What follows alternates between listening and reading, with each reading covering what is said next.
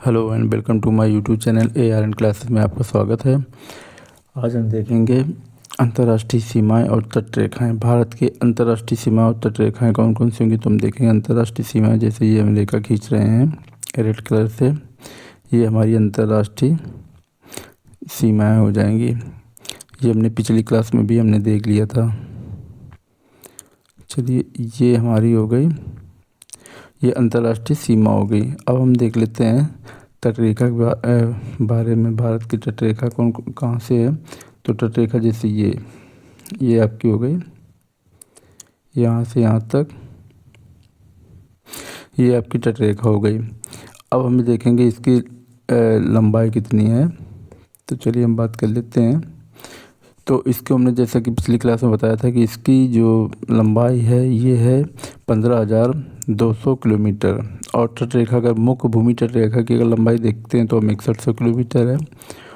और अगर हम पूरी तटरेखा की बात करते हैं, इसको मिलाते हैं, लक्षद्वीप को देखते हैं और दादरा नगर हवेली को देखते हैं तो इसको है 7516.6 किलोमीटर।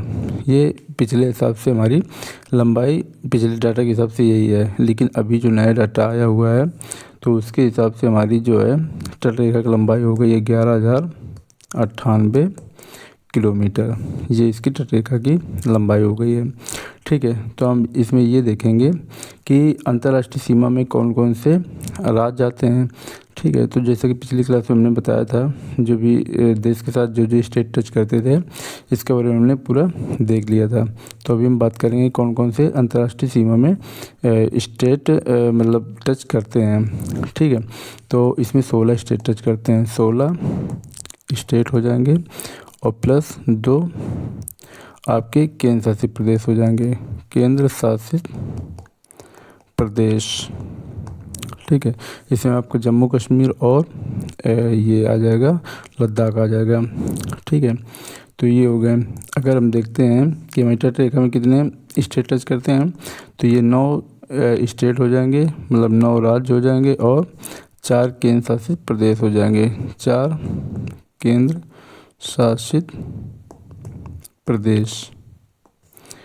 ठीक है, तो हम देखते हैं सबसे पहले कि 16 स्टेट कौन कौन से हो जाएंगे हमारे। ठीक है, तो सबसे पहले इधर आ जाएगा राजस्थान, नंबर 2 पंजाब, और नंबर 3 हिमाचल प्रदेश, नंबर 4 उत्तराखंड, और नंबर 5 उत्तर प्रदेश, ये आपका नेपाल पे टच करता है, number 6 Bihar, number 7 Sikkim, number 8 आपका पश्चिम बंगाल।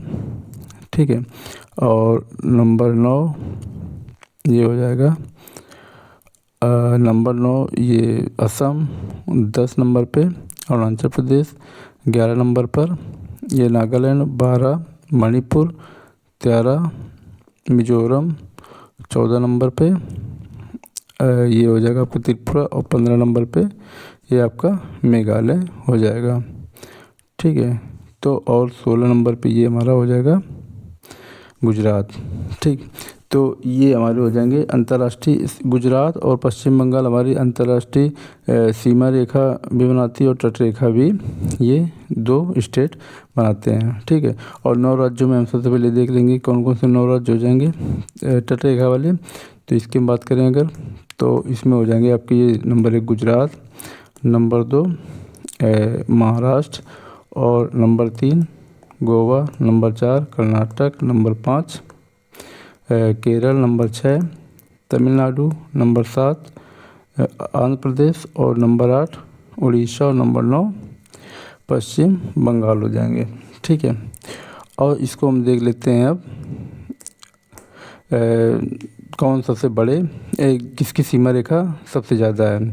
ठीक है, तो उसके हिसाब से अगर हम देखते हैं तटरेखा में तो इसमें हो जाएगी सबसे बड़ी सीमा रेखा बनाती है गुजरात की।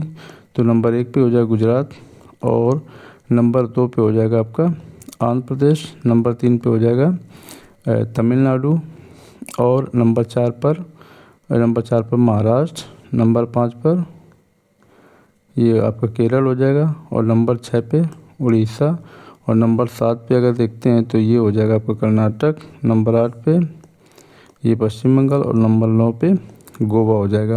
अब इसमें क्वेश्चन बनता है कि राज्यों का मिलान कीजिए सीमा रेखा के आधार पर, तटीय सीमा रेखा के आधार पर। ठीक है, तो इसमें अगर 1 नंबर पे देखेंगे तो कौन आ जाएगा? गुजरात आ जाएगा, गुजरात हो जाएगा। नंबर 2 पे देखेंगे तो आपका कौन सा आ जाएगा? आंध्र प्रदेश आ जाएगा, आंध्र प्रदेश। और नंबर 3 पे तमिलनाडु, तमिलनाडु।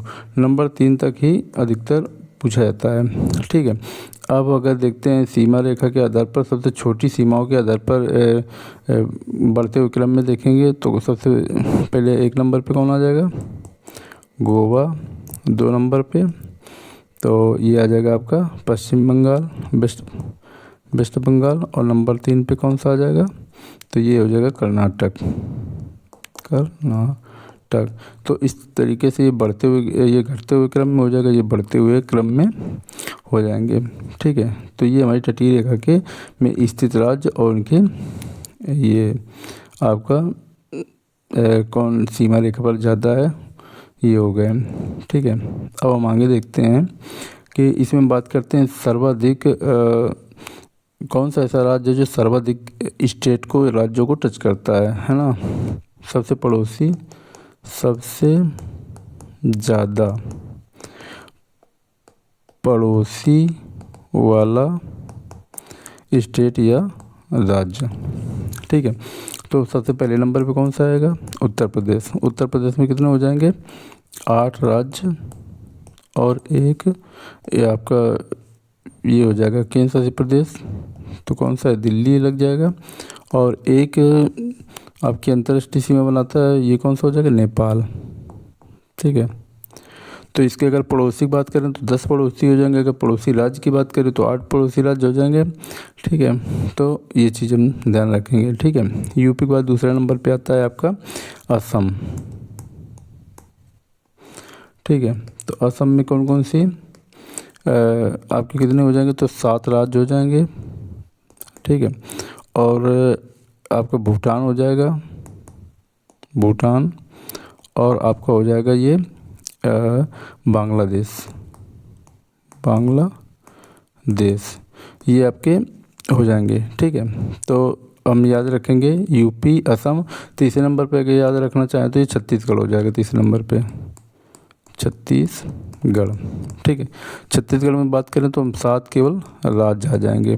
ठीक है, तो सबसे ज़्यादा पड़ोसी किस में हो जाएंगे? उत्तर प्रदेश में, उसके बाद असम में हो जाएंगे, इसके बाद छत्तीसगढ़ में हो जाएंगे। छत्तीसगढ़ में भी 7 हैं, असम में भी 7 हैं, तो अगर देखा जाए तो कौन ऊपर आएगा? तो ये असम ऊपर लिखा जाएगा दूसरे नंबर पर, क्योंकि इसमें भूटान और बांग्लादेश भी पड़ोसी हो जाएंगे। ठीक है, और अब हम बात करेंगे, ये हो गए इसके आधार पे। अब हम देखेंगे क्षेत्रफल के आधार पर, ये तो सबसे ज़्यादा स्टेट कौन टच करता है। अब हम क्षेत्रफल के हिसाब से देखेंगे, क्षेत्रफल के अनुसार राज्य। अगर क्षेत्रफल के अनुसार राज्य की बात करें अगर हम, तो सबसे बड़ा क्षेत्रफल किसका हो जाएगा? राजस्थान का, राजस्थान। और नंबर 2 पे अगर बात करें तो ये मध्य प्रदेश हो जाएगा, मध्य प्रदेश। और नंबर 3 पे बात करें तो ये आपको हो जाएगा महाराष्ट्र।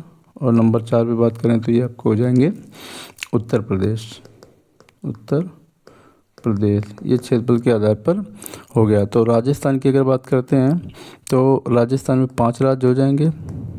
ठीक है, कौन कौन से राज्य होगा? पंजाब हो जाएगा, हरियाणा हो जाएगा, उत्तर प्रदेश हो जाएगा, मध्य प्रदेश हो जाएगा, और ये गुजरात हो जाएगा। ठीक है, इसके बाद अगर हम मध्य प्रदेश की बात करते हैं तो इसमें भी 5 राज्य हो जाएंगे। ठीक है, जो कि इसके पड़ोसी हो जाएंगे। ठीक है, कौन कौन से हो जाएगा? गुजरात। ठीक है, आपका हो जाएगा ये गुजरात हो जाएगा, राजस्थान हो जाएगा, और इधर लगेगा उत्तर प्रदेश, इधर छत्तीसगढ़, और इधर महाराष्ट्र हो जाएगा। तो ये 5 हो जाएंगे। ठीक है, इस तरीके से बात करें महाराष्ट्र की। ठीक है, तो महाराष्ट्र में कितने हो जाएंगे? तो अगर हम महाराष्ट्र की बात करें तो इसमें सबसे पहले आ जाएगा गुजरात। गुजरात सब में सीमा साझा कर रहा है गुजरात। और नंबर 2 पे मध्य प्रदेश नंबर 3 पे, छत्तीसगढ़ नंबर 4 पे, तेलंगाना नंबर 5 पे, कर्नाटक नंबर 6 पे, पटना। तो अगर महाराष्ट्र की बात करें तो 6 राज्य हो जाएंगे इसके, ठीक है। तो इसके 6 राज्य हो जाएंगे। अब हम बात कर लेते हैं उत्तर प्रदेश के, तो हमने देख ही लिया 8 राज्य और एक आपका ये हो जाएगा दिल्ली और एक हो जाएगा आपका नेपाल। तो ये हमारे होंगे क्षेत्रफल के आधार पर राज्य हो गए, ठीक है। क्षेत्रफल के आधार पर कौन मतलब बड़े हैं और उनकी कितनी पड़ोसी हैं, तो ये सारी चीज़ें हमने देख लिया। अब इसके बाद हम देखेंगे, अच्छा हमने एक बात किया था पिछली क्लास में कि जो आपकी अक्षांश रेखा है ना, विषुवत रेखा, अक्षांश रेखा में मतलब कर्क रेखा जो है, तो कर्क रेखा कहाँ से होकर के निकलती है, तो हमारे लगभग भारत के बीचों बीच से होकर के ये इस तरीके से त्रिपुरा मिजोरम से होते हुए गई है, ठीक है। इसमें कितने स्टेट आते हैं, तो 8 राज्य इसमें आते हैं, ठीक है। ये हमने देख लिया था। ये 23.5 डिग्री उत्तरी अक्षांश है, उत्तरी अक्षांश। अच्छा, अक्षांश का काम क्या होता है और देशांतर क्या काम क्या होता है, तो अक्षांश का काम होता है कि तापमान को निर्धारित करता है, तापमान, ठीक है, ये अक्षांश का काम है। और देशांतर का काम क्या होता है, समय का निर्धारण करता है, देशांतर समय का निर्धारण। जैसे 0 डिग्री देशांतर को हम बोलते हैं ग्रीनविच रेखा, और ग्रीनविच रेखा कहाँ से होकर के गुजरी है, तो ये आपके इंग्लैंड से होकर के गुजरी है, ठीक है। और तो वो ग्रीनविच रेखा हो जाएगी, वो 0 डिग्री देशांतर है। तो अगर हमारा पूछा जाए हमारा समय कहाँ से निर्धारित होता है, तो हमारा समय एक हमारी रेखा 82.5 डिग्री निकल के गई हुई है, जो कि कहाँ से निकल गई है, ये उत्तर प्रदेश, छत्तीसगढ़ और ये आपका मध्य प्रदेश भी है। तो आपका ये यहाँ से लगभग यहाँ से निकलती हुई गई है, उत्तर प्रदेश, मध्य प्रदेश, छत्तीसगढ़, उड़ीसा और ये आपका आंध्र प्रदेश, ठीक है। तो इतने स्टेटों से ये निकल के गई हुई है। तो ये 1 हो जाएगा, नंबर 2, नंबर 3, नंबर 4 और नंबर 5। ये हमारी 82.5 डिग्री पूर्वी देशांतर है, पूर्वी देशांतर।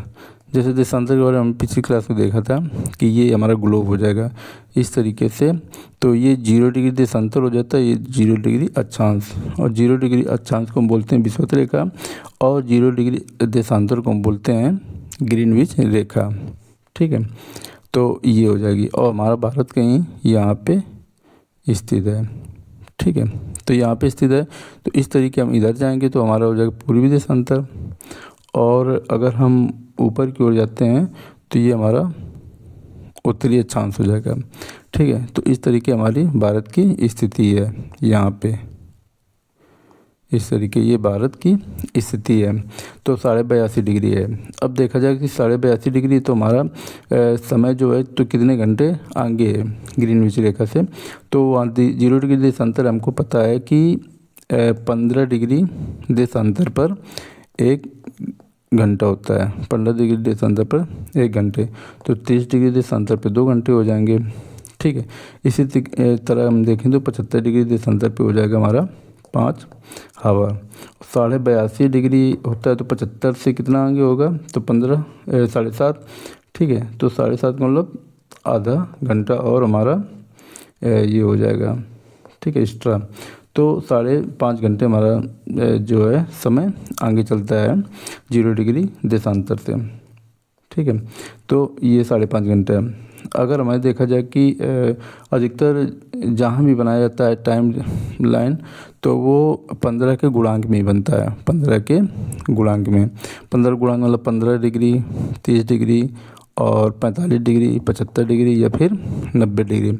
तो हमारे अगर देखा जाए भारत में कौन कौन सी देशांतर रेखाएं निकली हुई हैं जिससे कि हमारा समय निर्धारित हो सके, तो एक तो यहाँ से हमारी रेखा इस तरीके से निकल गई हुई है। ये कौन सी रेखा हो जाएगी, 75 डिग्री, ठीक है। यहाँ पे जो भारत की अगर बात करते हैं तो ये उस दिन हमने बताया था कि ये इसका जो देशांतरी विस्तार है तो कहाँ से कहाँ तक है, ठीक है। तो ये 68 डिग्री और 7 मिनट से और इधर पूरा देखेंगे तो 97 डिग्री 25 मिनट होगा। इनके बीच में लगभग 30 डिग्री का अंतर है, जो कि 2 घंटे का पूरे अगर इंडिया में देखा जाए तो पूर्व से पश्चिम में लगा करके 2 घंटे का अंतर। जैसे इधर किबिथु हो जाएगा और इधर हमने बताया था गुवारमाती या फिर सरक्रिक, इनके बीच का अगर अंतर देखेंगे हम तो वो 2 घंटे का अंतर होगा। इसलिए हमने कुछ बीच का समय लिया है कि दोनों तरफ बराबर अंतर बढ़ जाए। ठीक है, तो ये हमारा 75 डिग्री है। अगर 75 डिग्री लेते या फिर 90 डिग्री अगर लेते तो 90 डिग्री कुछ यहाँ से इस तरीके से निकल के जाता। ठीक है, मेघालय के आसपास से ये 90 डिग्री निकल के जाता। तो ये 75 डिग्री 90 डिग्री इनके बीच का हमने समय लिया है। तो कौन सा लिया हमने समय? 82.5 डिग्री देशांतर। ठीक है, अब हम आगे बात करते हैं कुछ चीज़ों के बारे में। तो ये अब अगर इसमें बात कर लेते हैं कि इधर साइड में हमको पता है कि अंतर्राष्ट्रीय सीमा पाकिस्तान लगती है। ठीक है, तो इधर अगर सीमा रेखा की बात करें कि इस सीमा रेखा का नाम क्या है जो पाकिस्तान से टच करती है, तो इसका नाम है रेड क्लिफ रेखा। रेड क्लिफ रेखा।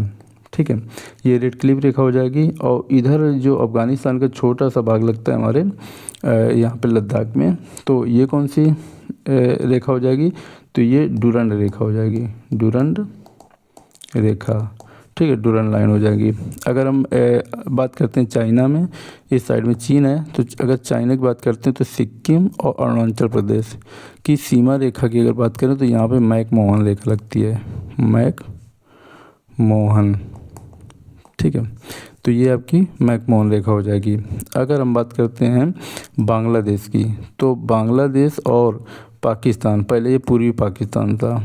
पूर्वी पाकिस्तान 1947 में हमारी जब सीमा रेखा का निर्धारण हुआ था रेड क्लिफ रेखा की। ये बांग्लादेश तो 1971 में इसका युद्ध हुआ, तो 1972 में इसका नाम पड़ा था बांग्लादेश। ठीक है, तो रेड क्लिफ रेखा 1947 में इसका निर्धारण हुआ था। तो ये हमारी सारी रेखाएं हो जाएंगी। ठीक है, और अगर हम इसमें त्रिपुरा की अगर रेखा देख लें, त्रिपुरा और ये बांग्लादेश में, तो ये जीरो लाइन इसको बोलते हैं, जीरो लाइन है ना। तो ये जीरो रेखा हो जाएगी हमारी त्रिपुरा और बांग्लादेश के बीच में। अब आगे हम बात कर लेते हैं, इसमें हम देखेंगे कि जैसे ये हमारा हो गया जम्मू एंड कश्मीर एंड लद्दाख का क्षेत्र, तो इसमें हम ये देखेंगे इसमें रेखाएं कौन कौन सी हैं। तो ये रेखा अगर हम बात करते हैं इस रेखा की, ठीक है, तो इस रेखा का नाम है LOC रेखा। ठीक है, अगर हम बात करते हैं इस रेखा की, तो इस रेखा का नाम है, अगर हम इधर की रेखा की बात करते हैं तो ये हमारी रेखा हो जाएगी LAC रेखा। LAC रेखा। ठीक है, तो LOC का मतलब होता है लाइन ऑफ कंट्रोल। ठीक है, नियंत्रण रेखा, इसको बोलते हैं नियंत्रण रेखा। ठीक है, LAC का मतलब होता है लाइन ऑफ एक्चुअल कंट्रोल। ठीक है, इसका फुल फॉर्म हो जाएगा line of actual control. Line of actual control का मतलब है वास्तविक रेखा। ठीक है, तो ये रेखा का निर्धारण कब हुआ था? तो इस रेखा का निर्धारण हुआ था 1962 में। भारत और चाइना के बीच जब युद्ध हुआ था तो चाइना ने यहाँ पर कब्जा कर लिया था 1962 में। ठीक है, अगर LOC की बात करते हैं तो इसका निर्धारण 1947 के समथिंग हुआ था, जब पाकिस्तान ने यहाँ पर इतने भाग पर अपना कब्जा कर लिया था। ठीक है, बाकी बाद में इंडिया अपना जा कर के यहाँ तक सेना दोनों आमने सामने हो गई, जो युद्ध जैसी स्थिति बनी। और इसके बाद यूनाइटेड नेशन ने इस पर रोक लगाई। ठीक है, तो हमारा मामला वहीं पर स्थगित हो गया और आज तक इसका विवाद चल रहा है। ठीक है, जम्मू कश्मीर को लेकर के। और इस क्षेत्र का ये जो इधर का ये भाग दिखाई दे रहा है, ये सस्क्राम घाटी हो जाएगी इधर के क्षेत्र पे। ठीक है, और तो ये रेखा के नाम याद हो गया, LAC रेखा। इस रेखा को LOC रेखा बोलेंगे। ठीक है, अब हम देखते हैं इसमें कि ये जो क्षेत्र दिखाई दे रहा इधर का ये वाला क्षेत्र।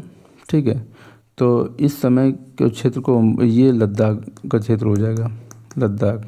और इधर को हो जाएगा जम्मू एंड कश्मीर। ठीक है। तो ये जम्मू एंड कश्मीर हो गया और ये लद्दाख का क्षेत्र हो गया। तो यहाँ पे एक जगह है, ठीक है, इसको बोलते हैं सियाचिन ग्लेशियर, सियाचिन हिमनद, सियाचिन हिमनद। हिम माने बर्फ़ होता है, नद माने नदी, जो बर्फ़ की नदी। इधर इतना बर्फ़ है कि ये नदी तरीके बर्फ़ नीचे को गिरती रहती है, इसलिए वो नदी जैसे दिखाई पड़ती है, जिसको हिमनद बोलते हैं, ठीक है, सियाचिन हिमनद, ठीक है। इसमें अगर हम बात करते हैं तो 1980 में पाकिस्तान ने इसमें सियाचिन में कब्जा कर लिया था, ठीक है।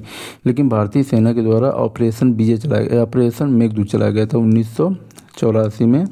ऑपरेशन मेघदूत, ऑपरेशन मेघदूत, मेघदूत चला करके इसको भारतीय सेना द्वारा इंडिया के मतलब भारत के कब्जे में किया गया, ठीक है। तो ये 1984 में हुआ, ठीक है।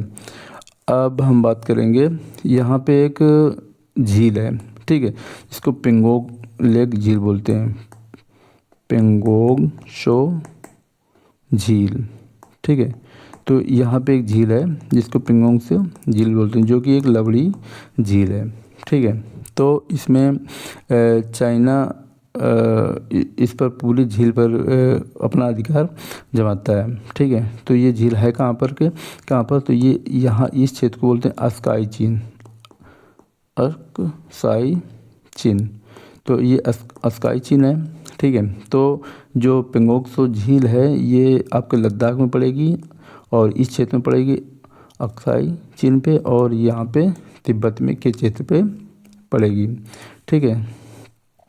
तो ये है, इसमें फिंगर के रूप में ये बटा हुआ है, इसमें मतलब जो पहाड़ है, पर्वत है, माउंटेन है, तो ये इस पर इस तरीके से मतलब ढलान के रूप में इस पर 8 पहाड़ उतरे हुए हैं, 8 पहाड़ उतरे हुए हैं, ठीक है, जिसको हम की 8 फिंगर बोलते हैं। तो 4 हमारी कहाँ पे हैं, 1 से 4 तक इंडिया पे हैं, इंडिया, और 5 से 8 तक ये चीन पे है, ठीक है। लेकिन चीन इसको मानने को तैयार नहीं, ये चीन पूरा अपना ही ये बोल रहा है, ठीक है।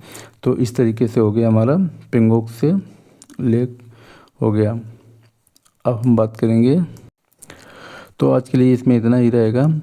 अब आगे देखते हैं, ये खाली पेज दिया गया है, इसमें का खेल। अब अंक को किस तरीके से मल्टीप्लाई करते हैं, किस तरीके से हम डिवाइड करते हैं, इसके बारे में हम एक शॉर्ट ट्रिक देखते हैं। शॉर्ट ट्रिक एक आज की ये है, डेली हम थोड़ा सा एक शॉर्ट ट्रिक के बारे में ही बात करेंगे, ठीक है। जैसे हमको गुणा करना होता है 22 गुणे 28, ठीक है, इसमें टाइम लगने वाला है। नंबर 2 पे अगर हम 32 गुणे 38 का गुणा करें, या फिर नंबर 3 पे हम 44 गुणे 46 की बात करें, तो देखेंगे इसका आंसर कैसे आएगा। तो इसको अगर आप गुणा करके निकालेंगे तो वो भी आपको बेसिक तरीका पता ही होगा, ठीक है। अगर इसको शॉर्ट ट्रिक में निकालते हैं तो इकाई से इकाई का गुणा करेंगे तो 8 दूनी 16, ये 16 इधर आ जाएगा, और दहाई का अंक जो है ये हमारा दहाई का अंक सेम होना चाहिए दोनों तरफ, ठीक है। और इसके आगे जो अंक आता है, 2 के आगे कौन सी अंक आता है, 3 आता है। तो 2 गुणे अगर हम 3 कर दें तो कितना आ जाएगा, 6। तो इसका आंसर कितना आ जाएगा, 616 आंसर आ जाएगा, ठीक है। इसी तरीके अगर हम इसकी बात करें, ठीक है, तो इसमें क्या होगा, 8 दूनी 16, और दहाई का अंक हमारा सेम है, ठीक है। तो हम इसके एक आगे वाली संख्या लेंगे 4, 4 से 12, इसका आंसर आ जाएगा 12 16। इस तरीके इसकी बात करें अगर, तो इसका इसमें नंबर में गुणा कराएंगे, 4 छंग कितना हो जाएगा 24, और हम इसका ये 4 4 सेम है ना, तो इसके आगे वाली संख्या लेंगे 5, तो इसमें कितना आ जाएगा, 4 पंचे 20, इसका आंसर 24 20 आ जाएगा। अगर एक सवाल हम ले लेते हैं 55 गुणे 55, इसका कितना आंसर आएगा, तो इसका आंसर आ जाएगा कितना, लास्ट में 25 हो जाएगा, और इसके आगे वाली संख्या 6 लेंगे तो 5 6 का 30, तो इसमें आ जाएगा 30 25। तो इसको हमने कैसे किया इसके बारे में देखते हैं। तो हम ये देखेंगे कि इकाई का अंकों का योग हमको 10 होना चाहिए। जैसे 8 2 कितना हो गया 10, 8 2 10, और 6 4 10। अगर इकाई के अंकों का योग 10 है और दहाई का अंक सेम है तो हम उसमें शॉर्ट ट्रिक ये लगाएंगे कि दाही का आपस में गुणा कर देंगे, इकाई का आपस में गुणा कर देंगे और दाही को उसके आगे वाली संख्या से गुणा करेंगे। तो आज के लिए इतना ही।